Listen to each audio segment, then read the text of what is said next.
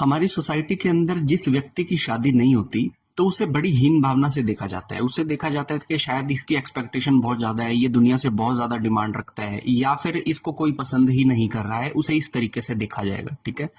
लेकिन वहीं की वहीं दूसरी तरफ आप देखेंगे कि जो व्यक्ति शादी नहीं कर पा रहा है ना, वो भी बहुत हड़बड़ाहट में रहता है कि यार मेरी किसी से भी शादी हो जाए, मेरी तो उम्र बीत गई, मेरी शादी हो जाए, मेरे बच्चे हो जाएं। मैं सबकी बात को बड़े अच्छे से समझता हूँ, लेकिन आज आपकी शादी नहीं हो रही, इसके पीछे एक बहुत बड़ा कर्मिक रीजन है। आप मुझे बताएं कि 30-35 की उम्र में शादी के बाद आपके जो बच्चे होते हैं, आप अपने पूरे जीवन का 35 से 40 साल बच्चों और उस पार्टनर के साथ बिताते हैं। ठीक है। तो आप उन्हें फीड कर रहे हैं, आप उन्हें खिला रहे हैं, पिला रहे हैं, उनका ध्यान रख रहे हैं, उनके दुख में साथ खड़े हैं, सुख में साथ खड़े हैं। ठीक है। तो आपका ये जो रिलेशन है ना, ये बहुत बड़ा और बड़ा ही भारी कर्मिक रिलेशन है, जिसे बिताने के लिए आप यहाँ पर आए हो।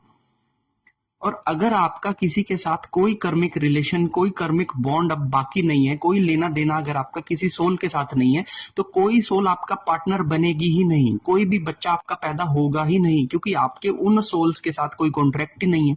अब यहाँ ये बात सुनने के बाद आधी से ज्यादा जनता है ना, वो दुखी हो जाती है कि यार हमारी तो शादी नहीं होगी, हमारे तो बच्चे नहीं होंगे। सबसे पहली चीज, किसी भी आत्मा का रिलेशन इस धरती के अंदर, ये जो पूरा ग्लोब है, इसके अंदर जब तक किसी भी आत्मा का 1 रुपए का भी हिसाब बाकी होगा ना, तो उसे उस 1 रुपए के हिसाब को लेने के लिए वापस से जन्म लेना पड़ेगा।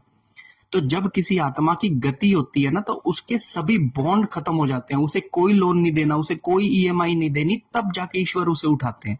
अब आपके जीवन में आपका अगर कर्मिक बॉन्ड नहीं है, तो आपकी शादी नहीं हुई, आपके बच्चे नहीं हुए। अब यहाँ पर आप लोग ये सोचना शुरू कर देते हैं कि मेरे साथ सब खराब ही चल रहा है। ये एक डिवाइन सिचुएशन है कि आपका किसी के साथ कोई कर्मिक रिलेशन नहीं है, कोई आपका किसी के साथ कोई कर्मिक बॉन्ड नहीं है।